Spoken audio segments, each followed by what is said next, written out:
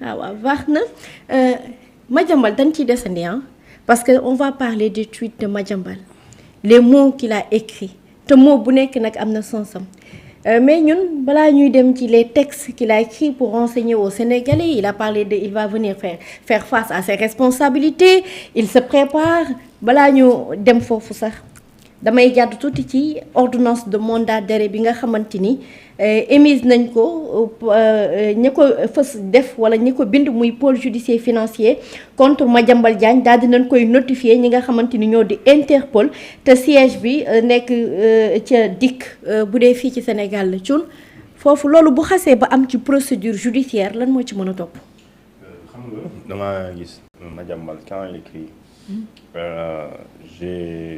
j'affirme qu'avant l'exécution dans tel mandat, je me présenterai. C'est-à-dire, dans ce cas, loolu jarul sama koy bind loolu communication la mais loolu juste intéressé wu quoi. xam nga ki nga ñëw nga bañ a ñëw mandat d'arrêt bi sera exécuté soo ñëwee bon day gën a yomb si ñoom mais boo ñëwul aussi dañ koy exécuté. mooy l'exécution commence par le décernement du mandat d'arrêt international. Beneen point bi mooy la notification jaaree ko ci l'ordonnance bi nga xamante ni moom mooy du mandat d'arrêt signé par le juge d'instruction. ñu transmettre ko au niveau de tous les services compétents d'abord de l'État mais aussi transmettre ko li ñu tuddee les services au niveau international par exemple Interpol nga xamante ni dafa dajale beaucoup de police internationale pour que nit kooku nga xamante ni moom moo def l'objet du mandat d'arrêt pour nga xam ne heure bi ñu ko jàppee rek ñu mën a yégal autorité réew bi Sénégal pour ñu xool ñu koy dellooyee. léegi nag mën na am delloo ko wala yóbbu ko procédure la maanaam doo ñëw rek taxañ gis nañ ko fii rek acca dugg ko ci avion bi mu neex na xari nga mënati ko déedéet demeewul noonu aussi donc dafa am des règles dafa am procédure léegi nag li nga xamante ni moom mooy mandat d'arrêt bi loolu moom vraiment Sénégal il faut mu leer. gis nga mandat d'arrêt moom soo situé le coup sur le coup de mandat d'arrêt document boobu ñuy wax mandat d'arrêt document bi kii ko def d'accord da ciy bind mandat d'arrêt da ciy mentionné prison bi ngay dem il faut ñu xam mandat d'arrêt doo laal suuf maanaam boo wàccee aéroport doo laal suuf demoo sa kër demoo palais de justice prison nga jëm direct. Parce que loolu c'est la loi qui le dit article 114 moo ko wax du code de procédure pénale daf ne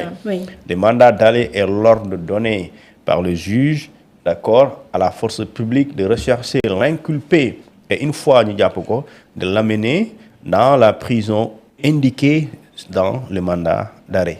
donc loolu vraiment loolu du débat bu la jàppee yow ki la jàpp moom mandat bi yor na ko xam na fan la lay yóbbu léegi bu dee police da lay jël ndànk yóbbu jox la waa prison ba bu dee Rebeuss mu jébbal la administration pénitentiaire ñu leen seen waaj baa ngi nii ñu def formalité enregistré ko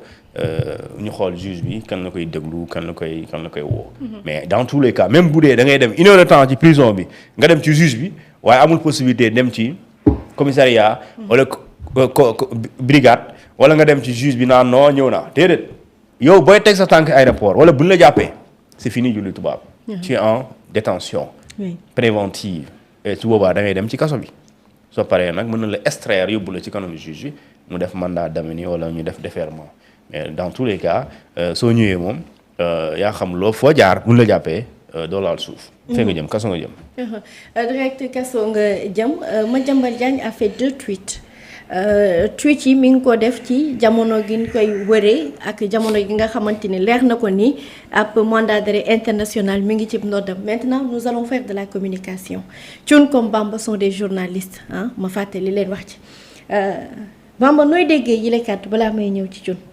suis arrivé en France depuis ce 24 septembre 2025 j'ai quitté le Sénégal le soir même de l'opposition par la police à mon départ pour la France. J'ai tenu à me donner quelques jours pour préparer ma défense. Je reviendrai dans quelques jours pour faire face à mes responsabilités. C'est un aveu? Wala communication daal laa wax. xaw ma aveu mais daal l'essentiel li ci am des mooy. ñaar lañ ci mën a jàngatee. mooy d'abord koo xam ne dafa am opposition de sortie du territoire ñëw fi ñu ko gis nañu ko teg loxo. loolu lépp amul ci. ñu ne Madiambal mën nañu ko interdire mu mën a jël oto ba génn Sénégal dem Gambie mën a jël vol ba dem France. foofu défiance dafay am ci par rapport ak li nga xam ne moo di du jëm ci wàllum sécurité. beneen biit mooy xëj ne ma du ma dem naa. beneen biit mooy ñu ngi naan Madiambal dafa daw mu ne di xamal ne kat man dawuma dafa dem wuuti li nga xam ne moo di doole léegi nag doole boobu noonu. quand même ça reste à voir. li mu def du daw. moom nee na dawul. on l'a considéré comme. waaw li mu def nag jëfu daw la nag yow tamit nag. moom communication la la wax yow tamit. moom yegg na France. mais léegi dafa dem pour gën a defaraat li nga xam ne moo di défense am léegi nag. ndax ñu ngi koy xaar. dafa dem pour defaraat li nga xam ne mooy défense am ñu ngi koy xaar mu ñëwaat tey au niveau du Sénégal léegi nag boobaa c'est dañu xam exactement lan moo ko yóbboon fi nga xam ne moo di Paris en France est-ce que nekkul ne. dafa dem peut-être wuti yenn preuve yi wala dafa dem uti lu mu fa làq wala yettee loolu nag peut-être mënu ci xam dara mais li ci am daal mooy yaa ngi koy wax am na benn communication justement bu mu ci làq boo xam ne li ci mën a jàpp mooy da ngay noonu ma kat du ma génn naa loolu moom am na c'est un fait boo xam ne duñu ko naatable beneen biir mooy Madiambal daw na mu ne noo daw ma dama dem wuti doole dama dem gën a renforcer wu maa ngi ñëwaat loolu c'est des faits yoo xam ne wax na ko peut-être on suivra l'évolution justement par rapport à ça Thioune kàddu yi ay avaleur nit ku jaxasoo la wala kuy nappe la xam nga Madiambal même xam nga Madiambal day communiquer juste di communiquer moom nee na du fugitif waaye fugitif la kon da ngay xam lan mooy fugitif fugitif mooy koo xamante ni nit koo xamante ni soit dañ laa daan wala ñu lay rechercher wala nga jéem a rëcc ci yoon maanaam yoon soxla la nga rëcc ko nga jéem ko rëcc donc loolu mooy fugitif pour échapper à des poursuites ou à l'exécution d'une peine alors loolu justice soxla na convoqué na la gisul la mu ngi lay wër gisul la kay fugitif nga tu es en fuite c'est aussi simple que ça léegi moom bu ko neexee ne damay dem préparer sama défense maintenant loolu c'est le propos de Madiambal Diagne c'est comme tey ñu ne la waaw sëñ bi yow dañ lay toppee sàcc nga ne man sàcc moo ko damaa jël yëfu jàmbur yow après yaa ko tuddee loolu waaye sàcc la voilà donc Madiambal maintenant il est dans une posture boo xamante ni day communiquer parce que quand il communique il est dans l'espace public mooy tout le monde en parle. Quand je dis tout le monde mooy même au sommet de l'État on parle de ça parce que quand il fait le communiqué bu defee tweetam mais le lendemain avant même 24 heures l'État a sorti par le biais du ministère de l'Intérieur pour wax li nga xamante ni moom la ñu nar a def ak lu ñu def mooy en parlant de mandat d'arrêt international il y a eu des sanctions yoo xamante ni dal na ci ñaari nit. Et ces sanctions-là, loolu avant ñu koy def ça a été discuté au sommet de l'État parce que doo ñëw rek dàq nit yi comme ça il faut mu waxtaanee ko donc pour dire que loolu les gens le suivent de près léegi nag loolu bu defee communication boobu ne encore mu naat ne oui li ngeen j'ai pris note jël nga note waaye nag dinaa ñëw jàkkaarloo ak justice bu Sénégal tontu ci li nga xamante ne moom lañ may tuumaal léegi nag c'est sérémi en tout cas et tant mieux pour lui. D'accord, de venir répondre à la justice sénégalaise moo xam mu convaincre la du leen convaincre parce que lii tu peux pas t'extraire à la justice tu peux pas te soustraire à la justice il faut loolu nit yi xam ko en matière de blanchiment des capitaux il y a pas de délai de prescription c'est-à-dire que autant que yaa ngi en vie autant que soo ñibbisee dañ lay topp c'est-à-dire que si tu dois vivre 100 ans même si tu es au Caraïbes wala tu es au Maroc wala nga nekk France tant heure boo tegee sa tànk réewum Sénégal mën nañ la topp et même bu dee nekku fi mën na le juger par défaut parce que nekkuloo fi et su boobaa la condamnation si elle doit être prononcée elle sera prononcée et l'exécution on attend que ñu mën la jot pour nga daal di tëdd peine boobu noonu donc l'idéal li mieux c'est de venir faire face à la justice même s'il y a une rigueur carcérale derrière nga jàkkaarloo ak justice bu Sénégal ngay ni les preuves li ñu lay tuumaal yaa xam man xawma mais yow xam nga dëgg la wala dëgg léegi su dee du dëgg tu amènes les preuves si c'est vrai aussi bon yaa xam nooy génnee indi say avocat ba ñu mën la si jàppale léegi nag la meilleure façon pour un inculpé ou bien koo xamante justice daf lay wër c'est de trouver un bon pôle d'avocat boo xamante ni parce que avocat vraiment même bu lay défendre soxalawul des fois mu nekk dëgg des fois tu peux mën nga juum nga wut avocat pour ñu génn la si. layalkat la rek waaw da lay layal léegi kay yow wutal avocat yu baax xam naa Sénégal ñàkku ko son pôle d'avocat c'est bien léegi nag mais xam nga moom ñëpp xam nañ ko maître Dior Diagne parce que dernièrement rek bi ñu ko fi porté plainte pour des délits d'opinion moom moo nekkoon avocat maître Babacar ñoom ñaar yàgg nañ maanaam xamul pour le moment buy Sénégal ay avocat am dong la fi yor mais ñett ñooñu rek léegi nag non Sénégal dañuy ñu bëgg détail waaw ñeneen am nañu ne nekku Sénégal maanaam mu ngi Sénégal saa sama xarit saa nag saa wér. gars yi nee na mi ngi Sénégal gars yi nee na ñoom gëmuñu ni mi ngi Sénégal. nee na VPN la nekk di utiliser. saa moo fi théorisé tey mu toogee naan yaa fi toogoon yaa fi waxoon. mais loolu amul. mais gars yi nee na mi ngi Sénégal de. ñii naan ay VPN lay utiliser. waaw mais da ngeen jàpp ne état daal. genre wax dëgg yàlla comme fort état amul possibilité état bu amul possibilité vérifier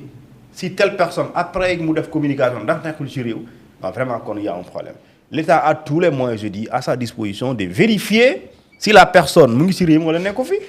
loolu kay vraiment ñu wax nag moom mi ngi ci réew mi dama foog. non nekku fi nu fi nekkee. ministre de l'Intérieur nee na malgré ça il a pu quitter le territoire. léegi la bëgg a wax ministre dafa wax comme ça ni pour wax. ça veut dire état bi yëguñu dem nga. mais bi dem amee ba pare ñoom yëg nañu. non mënul nekk waaye en plus l'État Madiambal quand il quitte il a quitté la Gambie il a quitté par la Gambie. léegi soo wàccee France. mais l'autorité française mais quand xanaa aéroport moom c'est des enregistrements l'État a les possibilités de vérifier non Sénégal. non dem moom li ñu ko werante parce que. werante ko daal da ngay wax ci kaw. soo koy werante rek tu vas remettre en cause tout le contenu du communiqué du ministère. alors que vraiment le communiqué est clair. moom Madiambal Diagne ci deuxième tweet bi nga xam ne moom la mujj a def jëmale ko ci mbir mi ndax mooy ginnaaw ba ñu annoncé mandat d'arrêt bi moom li mu xamle mooy je prends note de l'annonce d'un mandat d'arrêt international émis contre moi. Je rappelle que c'est moi-même qui ai informé de ma présence en France. Et de mon prochain retour au Sénégal, autant pour moi, j'affirme qu'avant l'exécution d'un tel mandat, je me présenterai à la justice de mon pays. moom lii la wax nee na moom moo wax ñu sénégalais ni moom ma nga France surtout justice bi te nee na nag balaa kenn du ko dàq ba koy jàpp moom dina ñibbi si Bamba. xam nga kaawu Wally bi fi amee. oui. mu toog def vidéo ñu bëri dañ toog ne Wally waruloon wax ci cas bi. dafa waroon dagg ay voyage am ñëw répondre li nga xam ne moo di justice bu Sénégal man aussi su ma amee li ma ci wax mooy Madiambal waruloon sax xelam waruloon ko may muy génn li nga xam ne moo di réew ba naan maa nga France ak damay defaraat li nga xam ne moo di sama ay bagage ak maa ngi ñëw et cetera et tout ndaak dañu ne ci réew moo xam ne dafa am lu ñu tënk li ñu tënk loolu nag tey doomu aadama bu ne ak loo mën a def ci wàllum yoon man buñ la woowee na nga dem nga respecte ñooñu nga dem wuyu leen moom il a été plusieurs fois convoqué pourtant bi ñu ko dégloo dañu ko bàyyi mu dem ñibbi waat këram mu dem tweet ne maa ngi dem maa ngi ñibbi donc tey bu la yoon convoqué nga nekk ci alibi ak ay dinaa génn ak ay dinaa fexe ak dinaa wan gars yi ne mën naa génn ak et je pense que mbir yi wax naa la du benn yoon Omar Sarr fii lañ ko interdit ne ko doo génn mu jël avion xaw ma dem Mauritanie photo ne maa ngi ci avion bi dellu si waat ci réew ça veut dire que yooyu c'est des cas yoo xam ne dafay am mais Madiambal bu amoon conseil bi ma koy jox mooy wartoon sax dugg ci affaire yi parce que lii mën na compliquer li nga xam ne kat moo di dossier bi la gënoon ci moom mooy mu coopérer ak la justice sénégalaise na leen kat da ngeen maa soxla maa ngi nii bu fekkee dafa am laaj ñu koy samp te mu xam tontu bi mu tontu ci bu ci xamul tontu bi également lu justice def mu xam ne kat peut-être cuuneem wala yeneen également moo ko ci dugal mais justice soxla la nga def ay mécanisme génn réew mi ba yegg France dem na da ngeen doon ma tere ma génn naa maa ngi France damay defaraat sama nangam avant sax ba ngeen def nangam dinaa ñëpp si donc li ci am ba des mooy benn fait am na mooy justice de la convoqué ñëwloo et comme ni ñu ko waxee c'est un fugitif et loolu ça peut compliquer vraiment pour lui ci par rapport ak ëllëgu dossier bi fi mu jëm keroog maa ngi dégg Daouda Mine muy wax que ne le mot présomption bi ñu doon wax tey on peut parler de li nga xam ne moo di koo xam ne je sais pas quel est le terme juridique justement bi nga xam ne moom la utilisé woon mais je pense que li ci am ba des mooy Madiambal li yëpp bu ci amee c'est sous sa responsabilité donc nit bu la justice soxlaa demal nga wuy ji justice parce que moom dafa war a doon koo xam ne dafa war a wane un très bon exemple parce que bi ñu fi convoqué Ousmane Sonko mu daw moo fi njëkk a tweet ne Ousmane Sonko daw nag def na nangam donc je pense que moom aussi bu ko yoon soxla dafa doon dem mu répondre suñu justice dëkk donc bu ëllëgee aussi moom peut-être bi yàlla defee mu def yeen ndomal tànk est-ce que fi convoqué nit daw dina nangoo taxaw di ko wax donc je pense que pour man li gën mu dem répondre à la justice sénégalaise maintenant li ñu koy waxal nag rapport la fii nag Sénégal waxal nañ fi nit ay rapport nangam ñu dem am loo xam ne wax nañ ko après dañ leen bàyyi le cas de Mansour Faye c'est un cas palpant mais woola nga ne non def nga ay pexe dinaa def ay pexe génn réew mi dem génn danaa damay préparer sama ay nangam mais loolu xanaa yow préparer ko depuis bi nguur gi daanoo ba léegi donc je pense que pour man li mu def si c'était moi je l'ai pas le faire et je pense que lii mën na compliquer un peu ci li nga xam ne kat moo di ëllëgam ci par rapport à ce dossier nee na nag dina ñëw on l'attend en tout cas man daal ci na li ma nekk di wut information daal ñenn ñu ngi naan ma ñoom gëm nañ ne dina dellusiwaat ñeneen également ñu ngi ne gëmuñu mu dellusiwaat mais daal je pense que su ma doon moom dinaa dagg sama voyage dellu si waat ñëw na leen kat justice da ngeen maa soxla naam maa ngi nii bi amee laaj ñu ngi koy laaj wasalaam bu ñu ko laajut également ñu bàyyi ko mu ñib mais je pense que ce qu'il a fait quand même nekkul acte boo xam ne kat acte de patriotisme la parce que tey ndax justice bu la soxlaa fii da ngay dem nga wuy ji cun également idem keneen ak keneen mais nag je pense que tey amul justice pour les vainqueurs et les justice pour les vaincus non justice tey je pense que dafa yem pour tous les Sénégalais et dañ ne nul n'est au-dessus de la loi mais nag convoqué la ngay teg ay mborox toll ba tey sax y a un autre incident bu ci xew tey ñu jëlee ñu relever de leur fonction de façon provisoire mais mën na gën a compliquer le dossier bi donc je pense que ay liberté provisoire yooyu wala ay nangam contrôle judiciaire mënoon na ko espérer dans ce dossier mais ça je pense que su fekkee ñëpp si na dina xaw a compliqué pour moom. bon oui. li mu wax dëgg la c'est-à-dire fuite la. et que boo ñëwee même bu ñu la inculpé ñu def la détention provisoire maanaam booy sàkku liberté provisoire mën nga indi caution sax ñu rejeter la ko parce que tout simplement juge mën na évoquer risque élevé de fuite mooy tey yow bu ñu lay waaj a soxla da ngaa daw. est-ce que ñun suñ la bàyyee nga am liberté sax est-ce que doo daw loolu mooy relever risque de élevé de fuite et loolu le juge bi day am dëgg. parce que mënoo ko benn day am firnde te yow sax da ngay gis ne effectivement il a raison de ne pas le faire. alors par rapport ak beneen point bi ndax mën nañu jël ay biens. effectivement mën na nekk. section 3 bu code de procédure pénale soo fa demee da naan transport perquisition et mesures conservatoires. oui ci saisie bi mooy ci mesure conservatoire la bokk. saisie des biens wala probable parce que loolu mesure conservatoire la. mooy mën na nekk immeuble maanaam lépp loo xamante ne jàpp na yaa ko moom façon loolu la. donc loolu mën nañ dem li koy waral mooy dañuy dem ci lieu bi ñu jàpp ne war nañ ko mën a def perquisition bu ñu gisee ni lii sa yëf la. te soxla nañ ko dans le cadre enquête bi mën nañ ko jël. yóbbu ko mais loolu c'est justement par mesure conservatoire dañ koy téewaale gum et soo xoolee ci article 88 bi c'est que effectivement moom la wax daf ne article 88 tout objet et document saisis sont immédiatement inventoriés et placés sous scellé. donc bu dee oto dañ koy yóbbu am fu ñu ko stationné bu dee matériel daal lu mën a doon document te ñu jàpp ne lii suñ ko exploité dinañu mën a permettre ñu gën a xam dëgg bi alors dañ koy téyewaale le temps que ñu xool fu mu mujjee ndax dañ lay àtte yóbbu le jugement wala dañ lay defal lu ñu tuddee non-lieu partiel ou total donc la saisie des biens provisoires c'est bien possible c'est une mesure conservatoire prévue par la loi sénégalaise section 3 à partir des articles 84 ba 88 ba presque 89. alors ci loolu lay addu